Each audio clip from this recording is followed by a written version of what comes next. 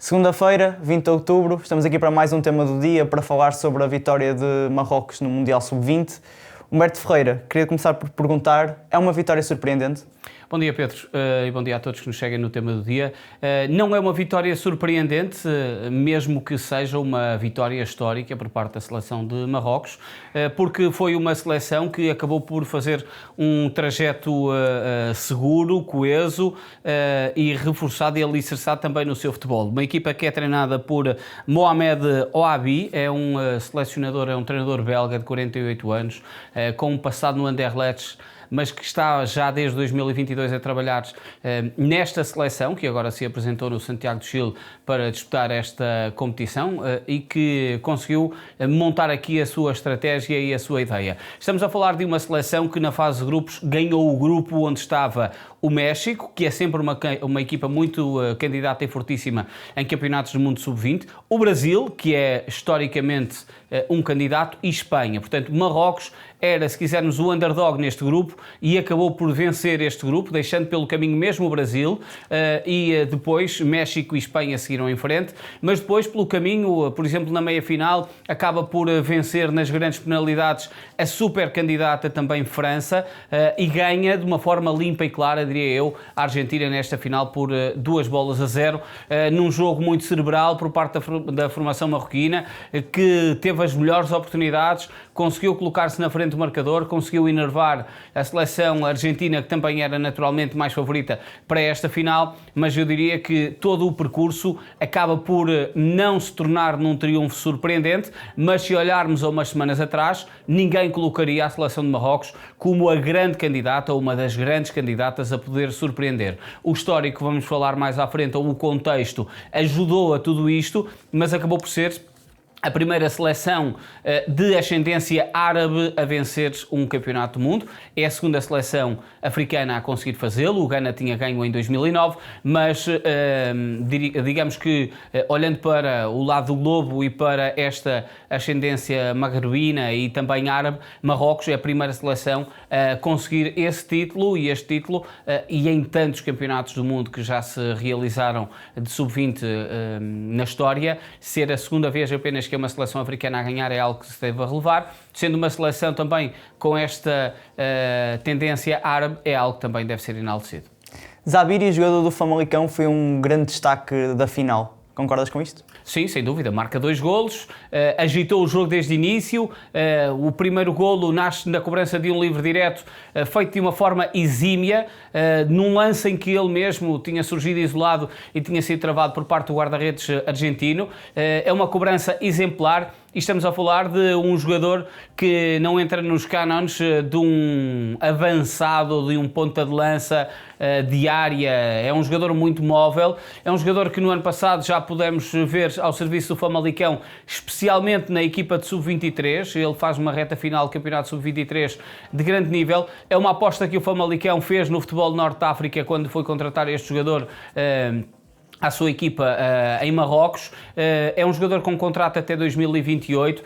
e curiosamente não começou a ter espaço mesmo depois da lesão de Aranda. Não foi uma das primeiras opções para Hugo Oliveira, daí mesmo também o Famalicão ter libertado o jogador a participar neste Campeonato do Mundo Sub-20, até porque Elisor era a grande referência ofensiva. Eu diria que Zabiri neste Campeonato da Europa reclamou espaço junto do universo do Famalicão, e acho que naturalmente a equipa do Famalicão e o Hugo Oliveira, percebendo que pode ter aqui um diamante por lapidar, estamos a falar de um jogador em grande potência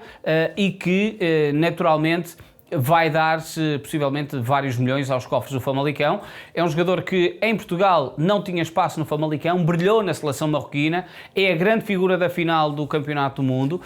e eu diria que vai ter aqui um salto e um foco internacional muito centrado nele, depois do que o que acabou por fazer também durante esta competição. Como é que Marrocos aparece assim nesta competição? É curioso olharmos a este lado histórico e percebermos que o próprio Mundial de 2022, em que Marrocos elimina Portugal e chega às meias finais do Campeonato do Mundo de 2022, demonstram um contexto de trabalho já muito continuado. A seleção marroquina agradeceu ao rei Mohamed VI tudo aquilo que tem feito pelo futebol e é de elementar justiça este agradecimento. Parece que é algo só para ficar bem na fotografia, mas não. Em 2010, o rei marroquino teve uma visão de apostar muito no desporto. É criado um centro de alto rendimento em 2010, em Solé, Salé, aliás, é uma localidade perto de Rabat, e a partir deste momento o futebol marroquino começou a criar bases de crescimento muito sustentadas. Por exemplo, só para dar um exemplo, desde esse crescimento, nomes como o Naef Aguerd, Enesiri e ainda o Onai foram jogadores que saíram formados a partir desta academia, uma academia de projeção de talentos. É um país que vai construir para o Mundial 2030, organizado e coorganizado com Portugal e Espanha, o maior estádio de futebol, com mais de 120 mil pessoas. Há aqui, de resto, grandes lobbies políticos para definir-se onde é que vão ser as cerimónias de encerramento do Campeonato do Mundo, porque, pelo menos pela visão da FIFA, estamos a falar de um Campeonato do Mundo que vai ter uma cerimónia de abertura na América Latina,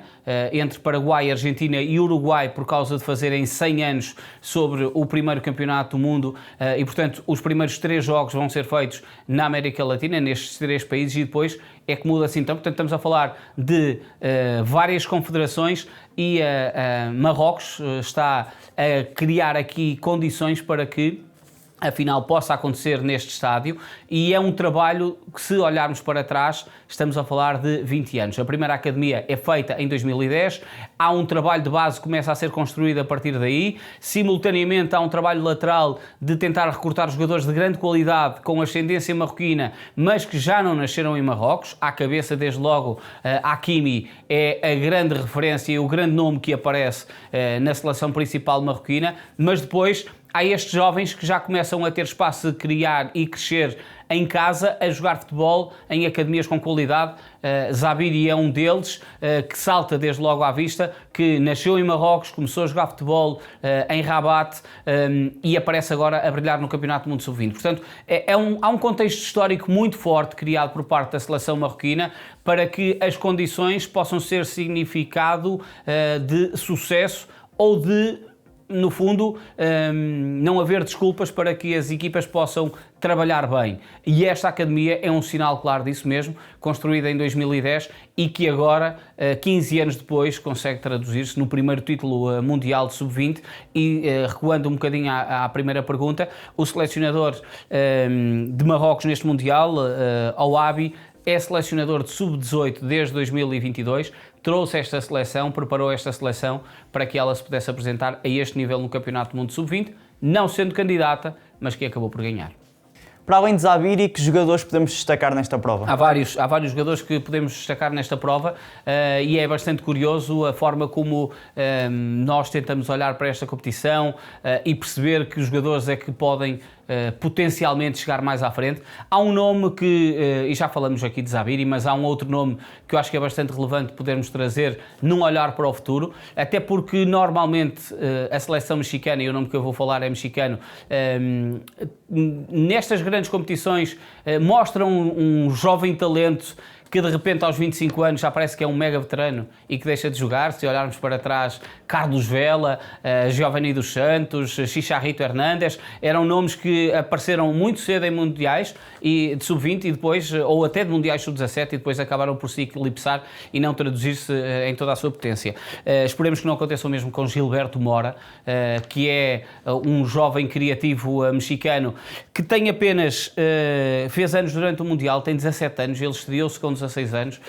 neste Campeonato do Mundo, portanto ainda vai poder jogar o próximo Campeonato do Mundo daqui a 2 anos, porque terá idade para isso. É um jogador que já é titular do Tijuana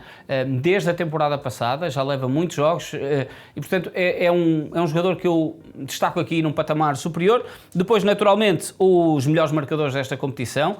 Zabiri e Lucas Mical. Lucas Mical é um jovem formado no Mónaco que ainda não teve a oportunidade na equipa principal do Mónaco e que com 5 golos nesta fase final do Campeonato do Mundo reclama essa posição. Prestiani, jogador do Benfica, é um nome para José Mourinho poder olhar com maior atenção. José Mourinho abdicou de Prestiani para que ele pudesse participar no Campeonato do Mundo, e Prestiani começou no banco, foi ganhando preponderância, terminou a titular com assistências, com grande destaque na meia-final, em primeiro lugar diante da Colômbia, e depois acabou por não conseguir dar grande efeito na final. Mas Prestiani, eu diria que começou pequeno, suplente, a jogar pouco tempo e a terminar com um grande destaque na seleção argentina, e acho que pode ser um Mundial que o empurre para um outro patamar também no Benfica. E quero destacar aqui um avançado que encheu as medidas, Neisser Villarreal, um jogador que joga nos Milionários na Colômbia, um avançado colombiano, tem aquele estilo de avançado colombiano que mais direcionado ao estilo de Jackson Martínez, por exemplo, que passou no futebol português. É um avançado com grande poder de fogo e com o killer instinto goleador. Ainda joga no campeonato colombiano, e acho que este campeonato do mundo sub-20 pode ter aberto espaço a outros futebols na Neisser Villarreal. A FIFA mudou as datas da prova. Achas que resultou? Há grandes dúvidas sobre isso. Eu acho que do efeito mediático, não, porque o Campeonato do Mundo, por norma, realizava-se no final das temporadas, no início de junho, e fazia com que os melhores jogadores espalhados pelo mundo fora estivessem disponíveis, mesmo que fosse num período de férias, para poder disputar o Campeonato do Mundo. A FIFA percebeu que necessitava de ajustar o seu calendário, não só para que pudesse fugir de outras fases finais, e neste ano havia o Mundial de Clubes, e esse era um grande handicap para a FIFA, porque seriam duas organizações em simultâneo. Portanto, eu acho que essa visão acaba por a FIFA arranjar aqui uma boa desculpa para mudar o calendário. Por outro lado, colocou esta fase final do Campeonato do Mundo Sub-20 em 2 períodos FIFA, de jogos FIFA, em que os jogadores são obrigados a ser libertados por parte dos clubes para participarem na competição, porque ao contrário do que acontece, pese embora isso também possa ser bloqueado por parte dos clubes, os clubes não estão obrigados a ceder os jogadores às seleções em período competitivo, e este é um período competitivo das equipas, e por isso mesmo as 2 pausas FIFA ajudavam a que os clubes olhassem para a situação e percebessem que o jogador só iria estar fora um jogo, 2 jogos no máximo. E por isso esta é uma das adaptações que a FIFA acabou por fazer, mas depois tivemos casos tão sui generis como o do francês Simon Boabré, que é um jogador que joga na Arábia Saudita no Neon, a equipa treinada por Christophe Galtier, treinador francês, que foi convocado para o Campeonato do Mundo, não fez fase de grupos pela França, foi jogar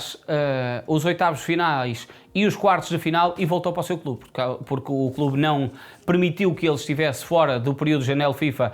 fora da Arábia Saudita, mas acabou por se tornar tão importante ao ponto de, nos quartos de final, diante da Noruega, a França ganhou 2-1 e Boabré marcou 2 golos, foi titular nos 2 jogos,